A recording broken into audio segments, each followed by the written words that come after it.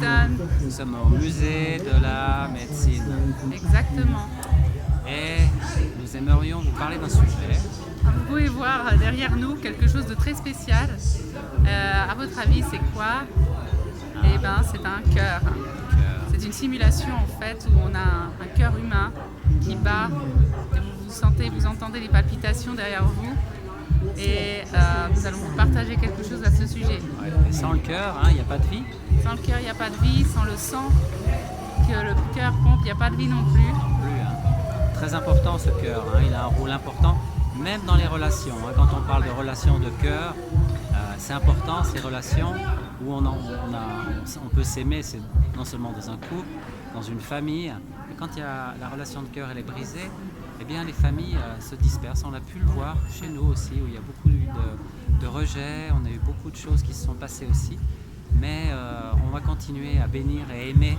Comme il est dit, tu aimeras l'Éternel, ton Dieu, de tout ton cœur, de toute ton âme et de toute ta force et de toute ta pensée. Donc la relation avec le cœur et Dieu, elle est très importante. Absolument. Et il est venu restaurer les cœurs brisés. Exactement.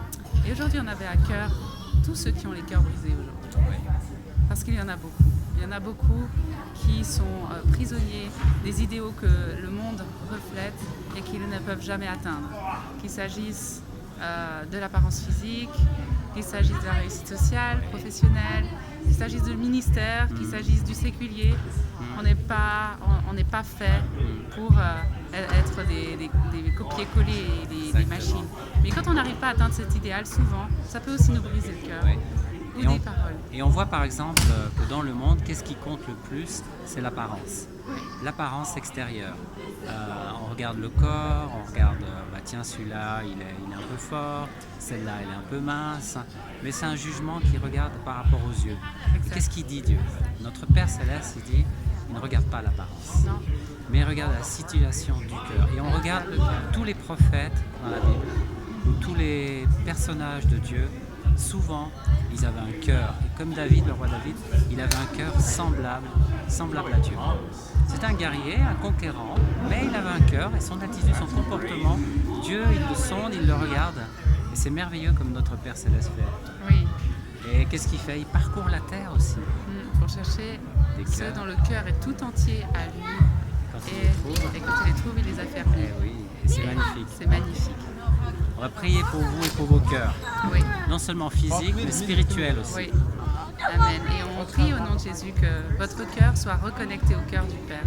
S'il y a eu des déconnexions dans votre vie, s'il y a eu des brisements de cœur, que ce soit pour une histoire sentimentale ou dans la famille, ou des déceptions, que votre cœur soit maintenant restauré dans le nom de Jésus.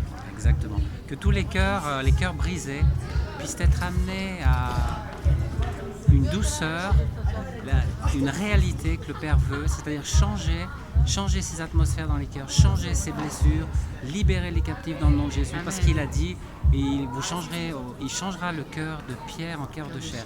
Et vous savez bien que cette période où le Saint-Esprit descend, c'est pour sonder tout. Il sonde le cœur, les profondeurs de Dieu aussi, et il nous libère. Et on demande vraiment que vous soyez libérés et que nous soyons tous libérés. Pourquoi? Parce que nous sommes appelés à vivre dans une unité de cœur. Quand il y en a deux qui sont un de cœur, c'est un peu ça aussi. Absolument. Et que le Seigneur vous donne son cœur. Que là aussi, vous avez peut-être perdu votre cœur en cours de route, vous puissiez le retrouver dans sa présence.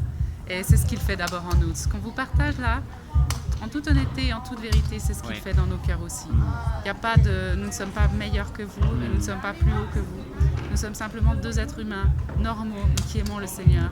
Et on a décidé qu'on allait être vrai et qu'on allait être en lui à un seul cœur. Tout à fait. Et que l'Esprit aussi nous donne un seul cœur et une seule pensée aussi avec ceux qui aiment le Seigneur. Amen.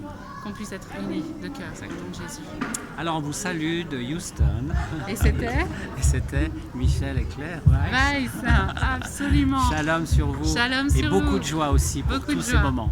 Amen. Amen. Bye bye. Bye bye.